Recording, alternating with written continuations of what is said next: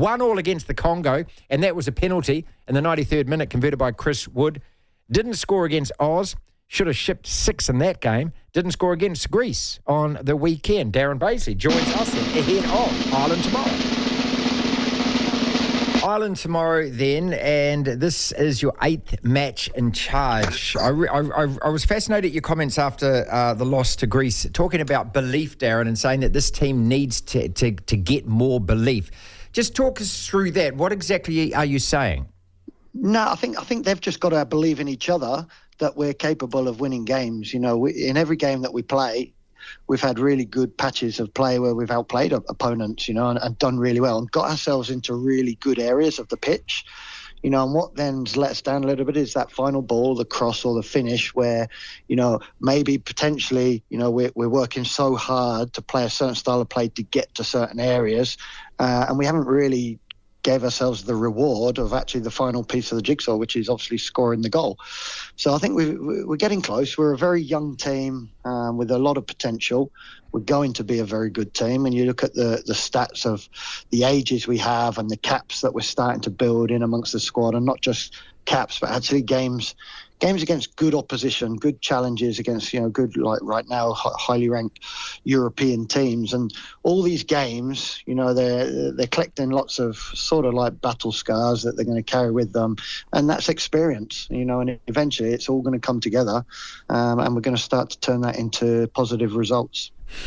Do you feel that these guys are playing as well for you, for New Zealand, as they are for their individual clubs? Because that's a bit of a frustration. I mean, we've got what seems to be the most talented squad we've ever had on paper, but, you know, it's about delivering it, as you've been saying. Yeah, no, you're right. We've got a really talented squad that's pretty young at the moment. And like I say, I think when we say delivering, you know, results-wise, we haven't had all the results that we wanted. But when you look back and we played against a lower-ranked team like a China, you know, there was positive results.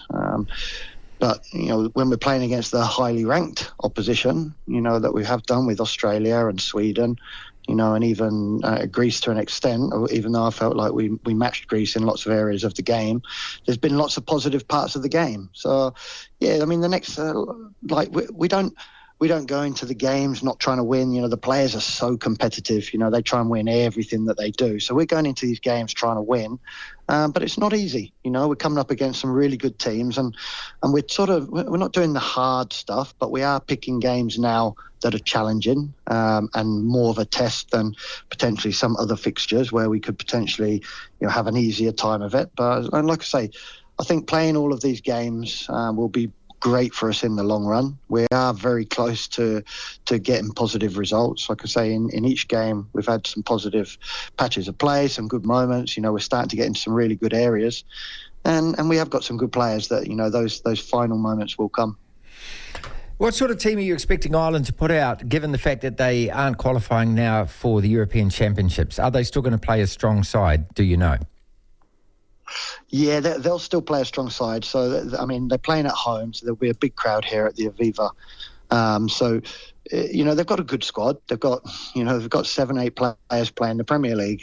And, you know, the players playing sort of higher leagues around Europe as well. So they're a pretty strong team. They haven't had an easy time of it. They got a really tough group in the qualifiers, and that hasn't gone as well as they wanted. And there's a lot of speculation around the team and around the coach and stuff. So, you know, that's the position that they're in. Now, I know playing at home, big crowd, you know, they're gonna put the strongest team out they can, and there's some speculation around the coach. He's going to want to win this game, whether that's to stay in the job or to just look to whatever happens next for him. But yeah, they're going to be a strong team. Darren Bazeley is with us, All Whites coach. We play Ireland tomorrow morning, 8:45 kickoff New Zealand time. You're on the platform here. Danny Hay hasn't been involved since September last year. How much has changed since then? And also, like, what physically, what in reality has changed for you? I mean, the players are a year older. You know, they're more experienced within their clubs, and we've had a lot of games. So, I mean, yeah, every tour we get together, you know, there's an evolution and progression in regards to the culture and the playing style. You know, there was a really good base there. Good. The squad hasn't changed dramatically. Obviously, we've been lucky enough to bring in some younger players, but the squad hasn't changed that much dramatically from 2 years ago. And like I say, the more they spend together, the more time they spend together, the more they gel, the more they get cohesive, and the more that they build that understanding and connection with each other. So I think there's been, some good progression made, in regards to some of the style of play. And obviously what doesn't get seen is how the boys are, around each other. And, as we get towards these tough games over the next few years, that'll all, I'm sure that's all going to come together at the right time. And right now it's tough, playing against Greece away, Republic of Ireland away, Sweden away, Australia in London. They're good games, they're good challenges. What's really good now is we're getting regular games. And we're getting a pretty consistent squad that's featuring in all of those games. And they're just going to get better and better. There's a really good team coming, and it's currently in that building phase. Like I say, most of the majority of the squad are in that sort of younger part of their careers, or all now sitting on sort of 10 to 18 caps. And if we look ahead to potentially 3 years' time, in those last few World Cup build-up games, when we get there, those guys are all going to be 3 years older. They're going to be 25, 26 years old, and they're all going to have 40 caps. So that's when this team's going to really be probably at its most effective. Two quick questions. I'll let you go. I know you've obviously got some others, Darren. Plenty of time. We've been told that the camps have been pretty slack, and in Spain before that Congo game, there was golf courses and casinos and not many meetings. Is that right or not? No, that's not right. Now listen, we stayed on a golf course. The hotel in Spain was on a golf course, and yes, the boys played some golf, but they're out there in the afternoon. We train in the mornings. They went out in the afternoon. Some of them, they've got a golf buggy, so they're in the shade, and that's what they do at home. We don't bring them away to put them in a prison camp. We want them to enjoy their own company, each other's company. They're pretty respectful with how much golf they played, and maybe only had two games in a week in Spain. But like I say, it's right on our doorstep. I haven't heard anything about a casino. I know there wasn't one in the hotel. And as far as meetings go, I try my best to limit the meetings. We're forever, aware that we have a lot of meetings. And I don't know where that's come from, but we have potentially too many meetings because we're trying to cram so much information into that sort of week, 10 days. So every day, I could send you the schedules. Every day there's one or two meetings. We have a meeting before every training at a minimum, and then we've just literally come out of a meeting now. So there'd be 2 meetings a day, pretty much most days. I don't know. Yeah, it's disappointing if you've heard stuff like that. But, people talk and people have opinions. But no, we definitely probably have too many meetings.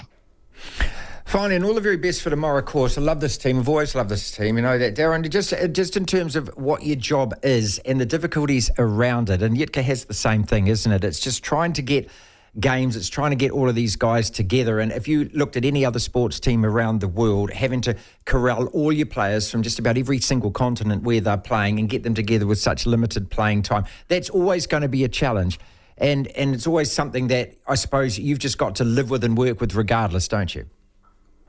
Yeah, I mean, you won't hear me moaning about that and the challenge of getting games. And, the games is what we want. It's great. There is some travel involved, but that's fine. What we've had, like quite recently now, the staff are travelling and some of the A-League players, but, the majority of our players now being based in Europe are not having to do much travel. So that's not the issue. The issue right now is we're playing some really tough opponents, and they've got some pretty good players that are playing in pretty good leagues around the world. And, our challenge is we need some of our players to go to that next level in their club environments and to be consistently playing within their clubs, which we're starting to get. We're in a pretty good place. We've got a deep squad, got lots of options now. When we start to name squads, there's a lot of tough decisions and a lot of tough conversations that we have to have with players when they're not selected, because we're now starting to build 50 towards 60 professional players, around the world that are starting to make a name for themselves, which is a really good position to be in. And obviously we've got this good group of really younger players. I mean, we've got a young squad, but now we've got these younger players coming in as well, like Tyler Binden, Finn Sermon, Alex Paulson, and there's others sort of around that frame of age as well. So it's good. We're in a good space. I don't hear any moaning. The players all turn up. We haven't had any issues around people committing to play. Everyone really enjoys coming in, and they're really proud to represent New Zealand, and they're determined to make sure that we're on the right track and that we do get results, especially when it comes to the qualifiers. We know we have to qualify for the World Cup. There's games we have to win. We want to win every game, but there are games that we have to win. And those moments are coming. So everything we're doing is building up for those moments, and trying to make sure that we get the style of play right, and in and out of possession, and just keep building that culture. So, and the connection, so that actually when we get to these big moments, everything's just really fluid, and the boys will know exactly what them and their teammates are doing. Devlin. Tomorrow! And Queen's Park Rangers have won it! The platform.